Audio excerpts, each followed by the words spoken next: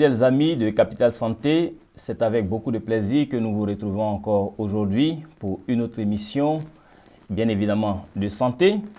Et nous avons avec nous notre spécialiste maison, en la personne de Dr Nda André, directeur de la santé au niveau du ministère adventiste de la santé pour les régions de l'Afrique de l'Ouest et du Centre. Avec lui, nous allons aborder quelques questions de santé en ce qui concerne les remèdes naturels que Dieu met à notre disposition, mais dont nous n'avons quelquefois pas connaissance. Et avec lui, certainement, nous allons découvrir encore aujourd'hui un de ces remèdes. Bonjour docteur. Bonjour. Bienvenue sur notre plateau. Merci. C'est toujours un plaisir pour nous de vous recevoir parce que nous savons que quand vous êtes là, nous avons la santé à portée de main. Alors aujourd'hui, de quoi est-ce que vous allez nous parler spécifiquement? Bien, nous voulons parler du repos. Dans un monde agité, nous pensons que le thème du repos est essentiel. D'accord, merci docteur. Alors nous pensons que vous êtes bien assis chez vous et que vous avez déjà pris votre calepin avec votre crayon pour noter tout ce que nous allons découvrir ensemble aujourd'hui sur le repos avec le docteur. Mais avant de revenir dans notre studio, nous allons avec vous sortir pour voir ce que pensent nos amis de la question du repos. Suivons donc ensemble cet élément.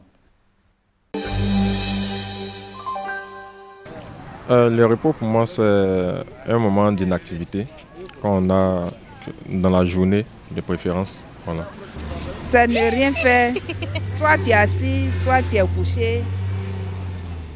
Pour moi, le repos, c'est lorsque les cellules du corps se récupèrent de toute l'énergie qu'elles ont perdue. Bon, le repos, selon moi, c'est l'absence d'activité.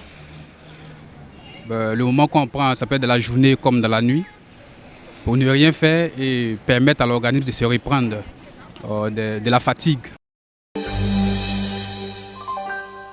Nous revenons dans notre studio. Nous sommes en train de parler du repos. Il serait quand même bien que nous puissions définir ce vocable. Nous avons entendu nos amis, mais vous, en tant que spécialiste, comment est-ce que vous pourriez nous définir le repos? La définition que nous allons donner n'est pas très différente de celle que nous venons d'écouter, puisqu'il s'agit d'un mot français. Donc, le repos, c'est marquer une pause, c'est cesser son activité. On peut aller plus loin pour dire que le repos, c'est l'absence de préoccupation, c'est être relax. Donc, le repos, c'est marquer une pause dans son activité, c'est cesser son activité. Voilà ce que ça veut dire, se reposer. D'accord. Puisque nous sommes à une émission de santé, nous faisons en même temps le lien avec la santé, ce qui m'amène à vous poser la question de savoir quel est l'impact du repos sur la santé des hommes que nous sommes. Vous posez là une bonne question parce que, comme je viens de le dire, notre monde est agité et les gens, pour joindre les deux bouts, travaillent tout le temps au point où nous vivons actuellement une épidémie, n'est-ce pas, une épidémie de la fatigue. Plusieurs personnes consultent à l'hôpital aujourd'hui pour des raisons de fatigue. Certains avalent chaque jour des cachets de vitamines parce qu'ils veulent combattre la fatigue. Et cela nous permet de vous comprendre combien le repos est important pour notre santé. Nous avons besoin de repos pour jouir d'une excellente santé. Alors, si vous voulez vivre longtemps, prenez le temps de vous reposer. En d'autres termes, la fatigue aujourd'hui est assimilable à une maladie. Tout à fait. Je crois que c'est l'une des raisons pour lesquelles les gens d'aujourd'hui consultent les médecins, parce qu'ils sont fatigués. Et lorsque vous les interrogez, vous les examinez en profondeur, vous constatez tout simplement que c'est un manque de repos. Ils souffrent d'un manque de repos. Et que le médicament à leur problème serait le repos. Tout simplement. Tout simplement. Tout simplement. Plutôt que d'avaler des cachets. Vous avez raison.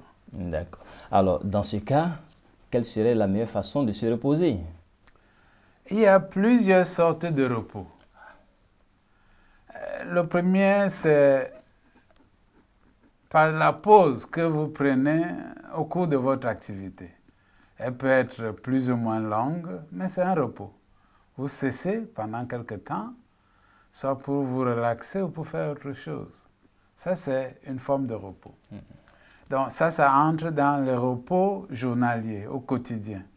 Il y a donc la pause, il y a le sommeil.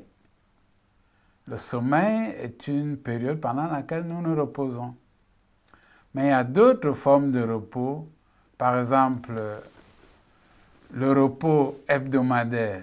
Vous prenez un jour par semaine, soit pour aller à l'église, soit pour cesser toute activité. Ça, c'est un repos également. Mais nous avons un autre repos, une autre forme de repos, qui est le congé annuel.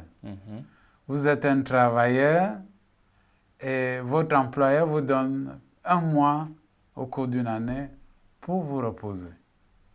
Ou alors vous êtes même un cultivateur. Il arrive que il n'y a pas de pluie, vous êtes en pleine saison sèche et vous cessez votre activité habituelle, celle qui est de cultiver votre champ. Donc il y a plusieurs formes de repos. Le repos journalier, qui se répartit en repos, en pause au niveau de votre activité, et puis le sommeil. Le repos hebdomadaire, qui est le jour de la semaine que vous prenez pour vous ressourcer. Il y a le repos annuel, celui-là que vous prenez pour cesser votre activité, aller peut-être vous balader ou aller voyager, aller en famille. Ça, c'est notre repos. Évidemment, un repos que beaucoup ne souhaiteraient pas, c'est celui de la tombe, mourir. Oui. La mort est un repos. On cesse tout et on se repose. D'accord. Voilà, il existe plusieurs sortes de repos. D'accord. Maintenant, parmi toutes ces sortes de repos que vous avez citées, on a défini le repos comme la cessation d'activité, mais est-ce qu'il y a un élément particulier qui constitue l'élément le plus important dans le repos? Oui, puisque nous parlons de la santé.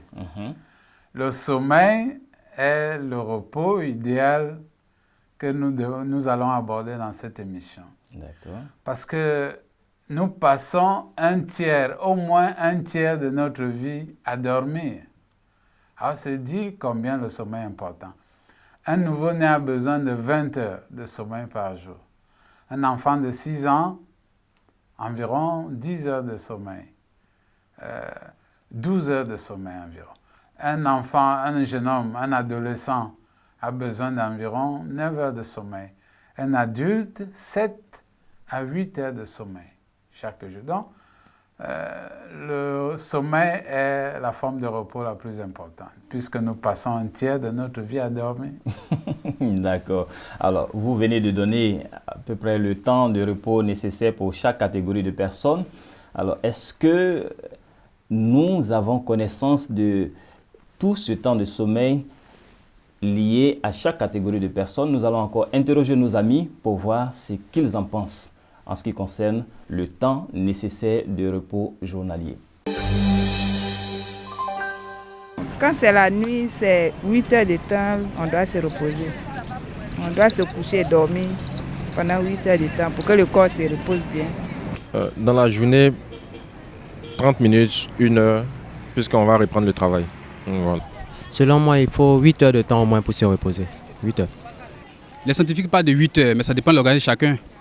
Pour certains, après 6 heures de repos, bon, le corps est déjà requinqué et puis bon, il peut se remettre déjà à faire d'autres activités. Pour d'autres, ça peut partir qu'à 12 heures, mais la moyenne, c'est 8 heures de sommeil. Pour le repos, en tout cas, pour un repos bien mérité. Si vous n'avez pas de trouble de sommeil, bien sûr. Donc, voici, docteur, ce que nos amis viennent de dire. Je pense qu'il y a quelques-uns qui ont lié le repos à la francophonie. Il y en a qui ont parlé aussi d'autres choses, mais il y a quelqu'un qui a parlé des 8 heures, qui a dit également que cela dépendait de l'organisme. Est-ce qu'il y a un lien entre notre constitution et puis le temps nécessaire pour pouvoir se reposer? Je crois que notre ami téléspectateur a parfaitement raison. Les 7 à 8 heures sont une moyenne qui convient à la plupart des gens. Cependant, on constate qu'il y a des gens qui sont en forme avec 6 heures de sommeil par jour et d'autres qui ont besoin de 9 heures pour parvenir au sommet de leur performance. Donc, 7 à 8 heures, c'est une moyenne, mais ça peut aller de 6 heures à 9 heures par jour. D'accord. Maintenant, on connaît le temps que doit durer peut-être ce repos, le sommeil, comme on est en train de parler du sommeil. Alors, quelle est la meilleure période? Parce que moi, je peux me lever, le matin, et puis je commence à dormir de 10 heures à peut-être 18 heures. J'ai mes 8 heures de sommeil. Il y a quelqu'un d'autre qui pourrait se coucher également peut-être à partir de 20 heures ou à partir de minuit. Quelle est la meilleure des périodes? La meilleure période pour dormir, c'est la nuit. La nuit, quand nous parlons de 7 à 8 heures de temps, c'est par nuit. C'est vrai que nous disons par jour, parce que la journée a 24 heures, mais ces heures de sommeil-là conviennent à la nuit. Ça n'inclut pas la sieste. La sieste doit consister en maximum 1 heure de temps de sommeil. Parce que si vous prolongez la sieste, elle va empiéter sur les heures de sommeil de la nuit. Nous avons besoin de 7 à 8 heures de sommeil par nuit. Donc la nuit est le moment idéal pour se reposer. Donc, si je comprends bien, ça veut dire qu'on ne peut pas planifier pour dire, bon, moi je dors peut-être 4 heures de temps la nuit, après dans la matinée je vais trouver encore peut-être 2 heures quelque part, et puis dans l'après-midi je trouve encore 2 autres heures pour boucler mes 8 heures de temps de sommeil dans la journée. J'ai quand même fait 8 heures de temps de sommeil. Ce n'est pas comme cela que ça marche. Ah bon? Les spécialistes du sommeil demandent que lorsque nous dormons la nuit, il est important d'inclure des heures de sommeil avant minuit. Vous savez, pendant le sommeil, beaucoup de choses se passent. Notre corps produit certaines hormones qui sont nécessaires à notre équilibre. Elle produit certaines de ces hormones avant minuit et d'autres après minuit.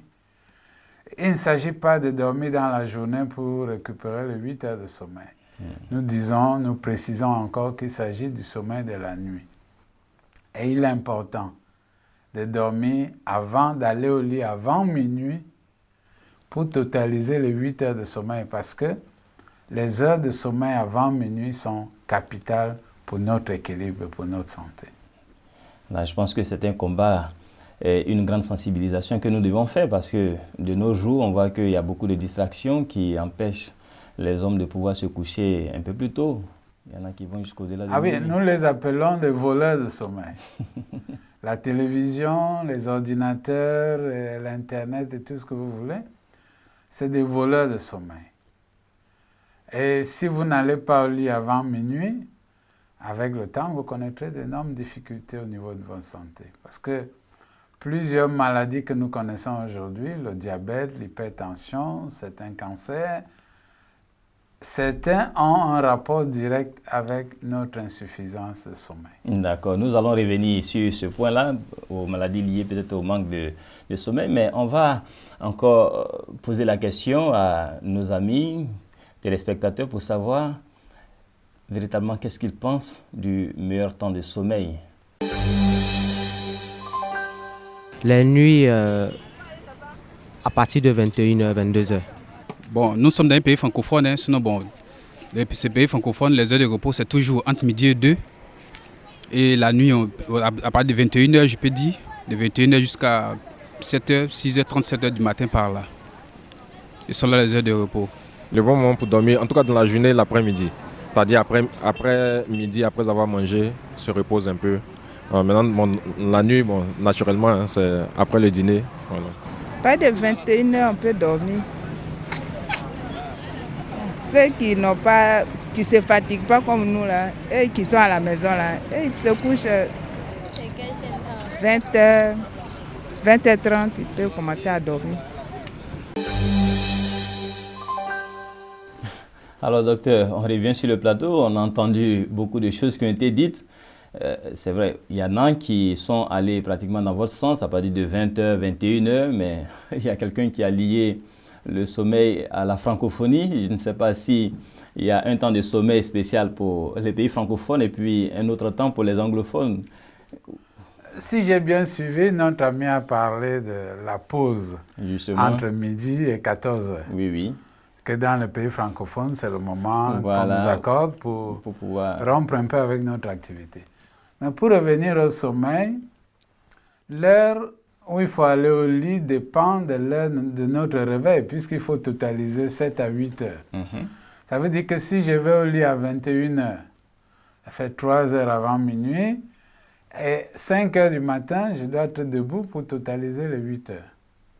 Ou alors entre 4 heures et 5 heures du matin. Donc ça, c'est très important. Et puis, il y a un ami qui a parlé d'aller au lit après le dîner. Le conseil que nous donnons aujourd'hui pour une meilleure santé, c'est que nous devons aller au lit au moins 2 heures après le dîner. 2 heures après. Nous ne devons pas aller au lit immédiatement après le dîner. Parce que pendant notre sommeil, nous devons permettre à notre estomac de se reposer aussi. Donc, c'est pour cela que nous conseillons d'avoir un dîner plus tôt dans la soirée, quelque chose de léger, pour nous permettre d'aller au lit 2 heures après, avec un estomac déjà au repos également. Cela nous permettra de bénéficier pleinement du repos de la nuit. D'accord. Docteur, ça m'amène également à me poser la question sur les éléments qui pourraient influencer le sommeil, aussi bien sur le plan négatif que sur le plan positif. Voilà. Commençons par le plan négatif. Comme nous venons de le dire, un estomac très chargé ne vous permet pas de bien dormir. Ça, c'est clair. Mais également les bruits. Si vous vivez dans un environnement où il y a beaucoup de bruit, à côté d'un maquis ou d'une boîte de nuit qui n'est pas bien construite, vous pouvez avoir d'énormes difficultés. Également, si vous souffrez de certaines maladies qui vous empêchent de vous coucher confortablement, par exemple une maladie du cœur, une insuffisance rénale, une insuffisance cardiaque, vous empêche de vous étaler parce que ça vous coupe le souffle, vous n'allez pas bien dormir. Mais il y a également certains aliments que nous consommons, et particulièrement des produits riches en caféine, comme le café, le thé et certains autres sodas qui contiennent de la caféine. Si vous les consommez le soir, vous aurez des difficultés à dormir. Donc, il y a l'utilisation d'ordinateurs dans la nuit, la télévision. Ça peut être vraiment des éléments négatifs. Il y a la lumière. Mais par contre, les éléments qui favorisent le sommeil. Justement, je voudrais qu'on puisse développer bien là-dessus pour aider nos amis téléspectateurs. Tout à fait. Il y a l'exercice physique. Lorsque vous pratiquez l'exercice physique de manière régulière, cela vous prépare à un bon sommeil. Il y a également une chambre confortable, avec la température qu'il faut, une chambre sombre, un lit confortable, ça favorise le sommeil. Également, nous conseillons un bain tiède le soir, vous prédispose à une bonne nuit de sommeil. Également, il y a d'autres éléments que tout le monde ne connaît peut-être pas. C'est la méditation, la prière, la lecture de la parole de Dieu le soir. Vous permet, n'est-ce pas, de refaire le bilan de la journée, de pardonner ceux qui vous ont offensé, de solliciter le pardon de Dieu pour vos péchés. Et cela est un élément très important pour avoir une bonne nuit de repos. Voilà donc quelques éléments, à la fois des éléments négatifs et des éléments positifs. Si vous évitez les éléments négatifs et adoptez les éléments positifs, vous allez avoir de bonnes nuits de sommeil. D'accord, je voudrais rebondir sur le dernier élément sur lequel dont vous avez parlé. Vous avez parlé de la lecture de la Bible, de la méditation et tout. Alors, est-ce qu'il y a un lien entre repos et spiritualité? Le lien est évident parce que c'est Dieu qui nous a créés. Il sait comment notre corps fonctionne et il a prévu des repos pour nous. Lorsque vous lisez la Bible, parmi les commandements, le 4e commandement parle du repos. Et dans ce commandement, Dieu nous donne un jour qu'il a mis à part pour le repos de l'être humain que nous sommes. Et rappelez-vous que au sortir des mains du Créateur dans le Jardin d'Éden, Adam et Ève se sont reposés avant de s'engager dans une nouvelle semaine d'activité. Donc, nous trouvons dans la parole de Dieu ces éléments fondamentaux que sont le repos hebdomadaire. Mais également, quand nous lisons Matthieu 11, 28, le Seigneur Jésus dit « Venez à moi, vous tous qui êtes fatigués et chargés, et je vous donnerai du repos. » Donc, il y a en Dieu un repos que nous ne pouvons trouver nulle part ailleurs. Être en Jésus-Christ nous débarrasse de tout le fardeau de la vie, de tous les fardeaux que nous donnons à nous-mêmes. Donc, nous pensons que lire la parole de Dieu le soir avant de nous coucher est un élément fondamental pour nous permettre de jouir d'une bonne nuit de repos. D'accord. Je veux donc comprendre que le repos est une loi de Dieu. Parfaitement. Et ce que nous sommes en train d'étudier, c'est tout ce que Dieu nous a donné pour nous permettre d'être heureux, de jouir d'une excellente santé et de guérir de nos maladies. Parce que le repos dont nous parlons aujourd'hui est non seulement l'un des 8 remèdes naturels que Dieu nous a donnés, mais certains les appellent même les 8 docteurs naturels. Parce que si vous voulez guérir, prenez le temps de vous reposer. C'est dans le repos que votre corps peut réparer, peut développer, n'est-ce pas, des résistances aux problèmes que vous êtes en train de rencontrer. D'accord. Alors, on a parlé du repos hebdomadaire. Est-ce que si moi je prends un jour de la semaine pour me reposer, je réponds à la question de spiritualité dont vous avez parlé tout à l'heure concernant la loi de Dieu. Parce que vous avez dit, dans la semaine, Dieu a permis que même Adam et Ève puissent se reposer. Alors, est-ce qu'il s'agit de n'importe quel jour ou bien c'est un jour spécifique de repos? Bon, mais si nous retournons à la Bible, dans le livre de Genèse, premier jour, Dieu crée, deuxième, troisième, quatrième, cinquième, sixième, il crée. Septième, il se repose. Et il vous dit, et même dans le commandement, le 4e commandement, il dit que reposez-vous le 7e jour. Je l'ai mis à part, je l'ai béni pour que vous puissiez vous reposer ce jour-là. Si Dieu le dit, pourquoi en tant que créature, je pourrais choisir un quelconque jour de la semaine? Je crois que je n'ai pas cette liberté-là. Dieu a prévu un jour spécial pendant lequel je dois me reposer. Et ce jour, c'est le 7e jour. D'accord. Donc, nous sommes en train de constater avec le docteur que le repos, bien qu'il soit naturel, est également une loi de Dieu. Et nous, en tant que créatures de Dieu, nous devons d'obéir à cette loi pour être en parfaite santé, parce que en parfaite harmonie avec tout notre environnement. Alors, docteur, alors que nous sommes en train de tirer pratiquement vers le terme de cette émission, alors est-ce que vous pourrez récapituler un peu quelques conseils pour nos amis qui nous suivent sur le repos, ce qu'ils doivent retenir de ce que nous avons dit aujourd'hui? Nous avons dit beaucoup de choses, mais je voudrais dire que nous avons tous besoin de repos. C'est une condition essentielle pour que notre organisme fonctionne bien.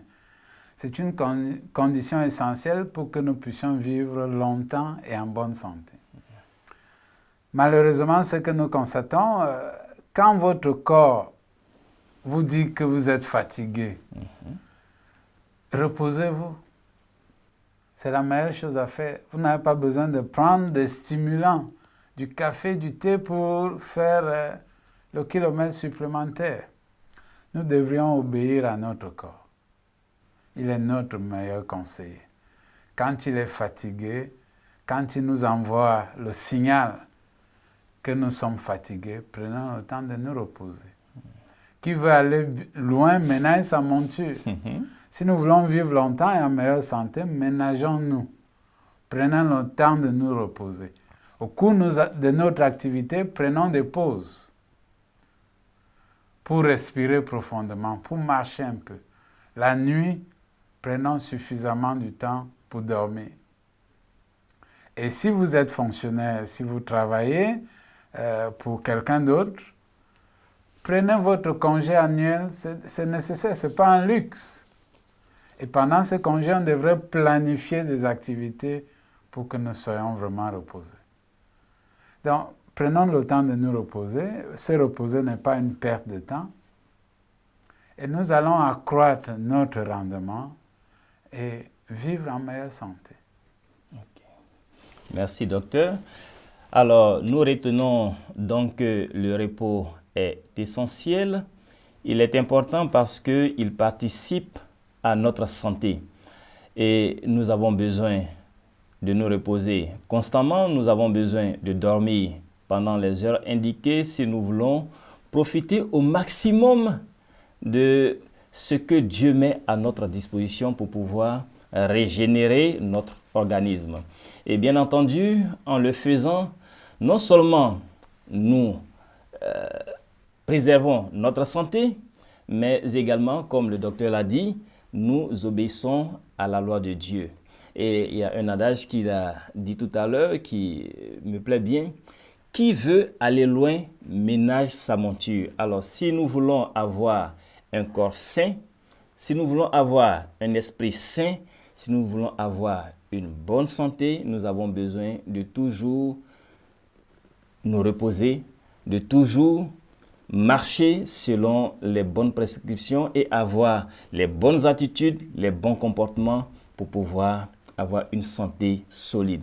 Alors, nous étions aujourd'hui sur notre plateau avec Dr Nda André, que nous avons présenté au départ. Il est le directeur du ministère adventiste de la santé au niveau des régions de l'Afrique de l'Ouest et du Centre. Et c'est avec beaucoup de plaisir que nous le recevons chaque fois ici parce que nous savons qu'avec lui, nous avons toujours un bonus en santé. C'était un plaisir d'être avec vous. Nous espérons que très prochainement, vous serez nombreux à nous suivre et que vous avez noté correctement tous les conseils qui ont été donnés. Nous aurons beaucoup de plaisir à vous retrouver prochainement. Mais d'ici là, portez-vous bien et que Dieu vous garde. Bye bye.